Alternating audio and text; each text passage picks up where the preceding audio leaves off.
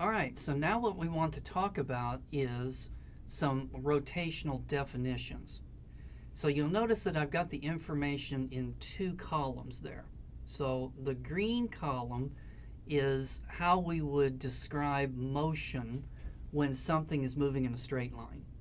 The orange column is going to be how do we describe motion when something is going around in a circle. And I'm not going to really go over the linear stuff again because we did that in a previous lesson. So when we talked about linear position, linear speed, linear acceleration, so there's going to be a counterpart to each of those concepts when something is rotating. Okay, so the first concept is how do we measure the distance that something rotates through? So when it comes to linear motion, we would measure the distance that something travels, and then that would be the letter R. And then its official metric unit would be the meter, M. So when it comes to a wheel, okay, so you notice it's got these two things on it so we can kind of tell where the top of this thing is at. And so I'm going to rotate this thing, and it's going to rotate through some angle. Now the official metric unit is going to be the radian that we just talked about.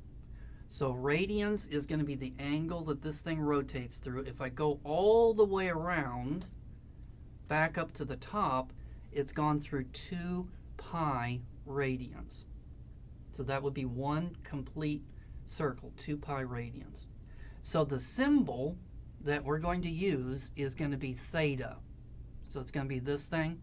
And so what this is going to represent is some angle through which it's going to rotate. All right, then the next concept that we talked about when we talked about linear stuff was how fast does something travel in a straight line. And so that was going to be its speed or velocity. So if this thing is a vector, technically we say it's velocity. If it's a scalar, we say it's speed. Don't worry about it, okay? So velocity is going to be the distance it travels divided by the time it takes it to do it in. So we're going to do the exact same thing for rotating systems. Now we do need to change the letter though. So this is a Greek letter called omega. So I know it looks like a W, but it's a Greek letter, omega, and that is going to stand for rotational speed. So this is linear speed. This is going to be rotational speed. So let me show you here. This would be a slow rotational speed, and then this would be a fast rotational speed. So it's going to be the angle through which something rotates divided by time. And the angle in official metric units is going to be radians. So radians per second. Whereas over here, this was meters per second. So that's going to be the official metric units for rotational speed. Now, I do want you to point out, though, that sometimes there's another unit, which is not metric, but it is used quite often, and then that is going to be RPM. So RPMs is going to stand for rotations per minute. Rotations per minute. So that's another way of writing a rotational speed. So I'll give you an example of how to use that formula. So in this class, Introduction to Physics, we're not really going to use the radian that often. But you should know that it really is the official unit we should be using for angular measurements. But I am going to give you an example of how to use rotations per minute because that's something that you're probably more familiar with.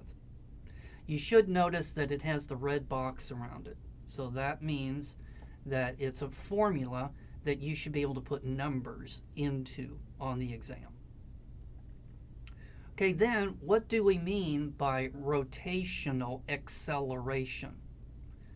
So let's go back over to here, and we're going to write down that linear acceleration was given by the letter A, and it was the change in your linear speed. So when your linear speed changes, that's because it's accelerating. It could get faster or it could get slower, depending on the direction of the acceleration that's acting on it. So we want to do the same thing for something that's rotating, and we're going to use the letter alpha. So this is going to be the Greek letter A, and that is going to stand for rotational acceleration. So if linear acceleration changes your linear speed, then what does an angular acceleration do? It would change your angular speed.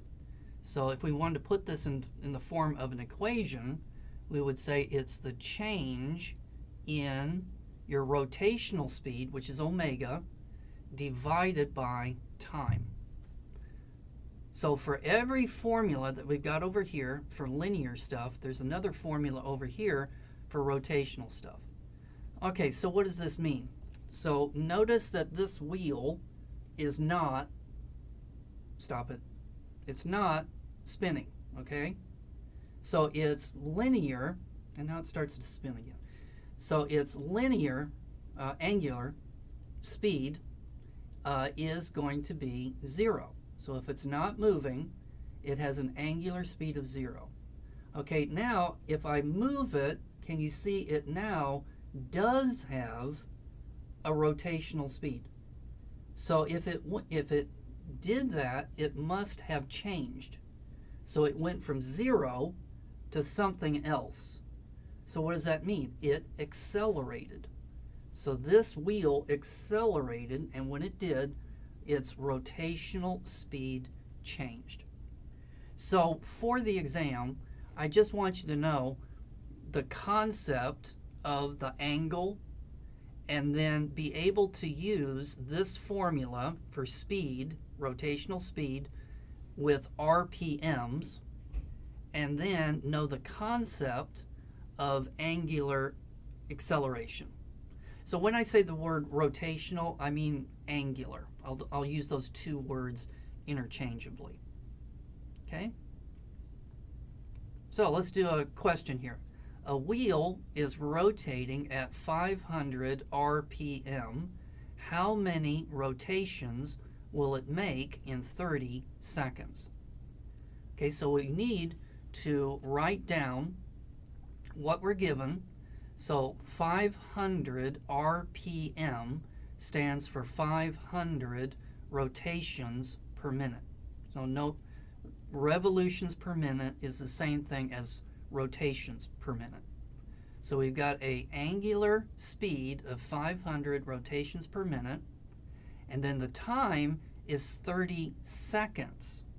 But notice that's the wrong unit. So we either have to change the angular speed to rotations per second, or change the time from seconds to minutes. You could do it either way. So I decided to change the seconds into minutes. So 30 seconds is the same thing as a half of a minute. Okay, now we're going to write down our formula. So rotational speed is going to be equal to the angle divided by time. And so we know the speed. So that's the 500, but we don't know what the angle is. So we're going to solve that, and it turns out to be 250 rotations. So in 30 seconds, that thing is going to go around 250 times. So that's the kind of question that I would like for you to be able to answer on the exam. All right, let's take a break. And when we come back, we're going to talk about the how far, how fast, and hybrid equations when it comes to things that are rotating.